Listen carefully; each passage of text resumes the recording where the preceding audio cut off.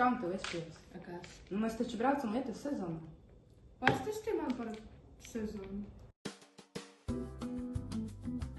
Lietu sezonas ir sadalīts divas daļas. Viņš ir no novembra līdz mājai, un īsais lietus ir no novembra līdz decembrī. Ir īsi, bet bieži lietus periodi, ainava kļūt zaļā un sulīga, un daudz dzīvnieki izklīst pa plašu teritoriju, un ir mazāk turistu.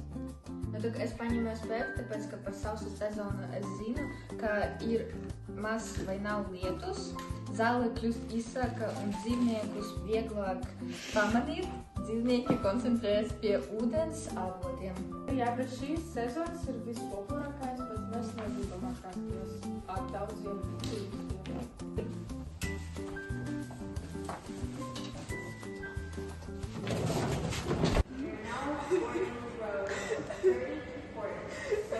Jūs vispār zināt kaut ko par Seregneicu nacionālo parku? Nē. Seregneicu nacionālais parks ir viens no slavenākajiem dabas rezervātiem pasaulē un īsts Āfrikas savanas simbols. Tas piedāvā unikālu iespēju redzēt dzīvniekus brīvā dabā. Varbūt salīdzināsim ar Gaujas nacionālas parku?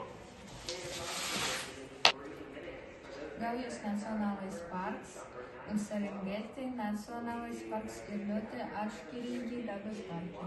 Gaujas parks atrodas Latvijā un ir pazīstams ar mežiem, upēm un mierīgu vidi, kur var doties pārgājienos vai laivot.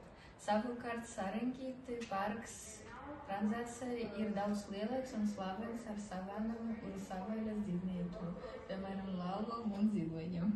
Galvenā atšķirība ir tā, ka Gauja piedāvā mierīgu atpūtu dabu, bet Serengeti iespaidīgu safari un eksotisku dzīvnieku vērošanu dabu. Mēģinās ar nokļuvušas, un tātad viņi guļ. Mēs esam lidošanā.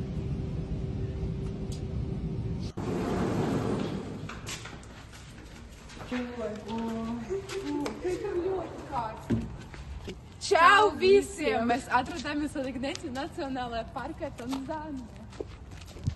Viena no slavenākajām vietām pasaulē ir safari. Apskatieties apkārt! Šeit ir milzīgas savānas, kas stiepjas līdz pat horizontam. Tieši šeit notiek slavena dzīvnieku migrācija, kur miljoni gnu un zebru pārvietojas meklēt ūdeni un barību.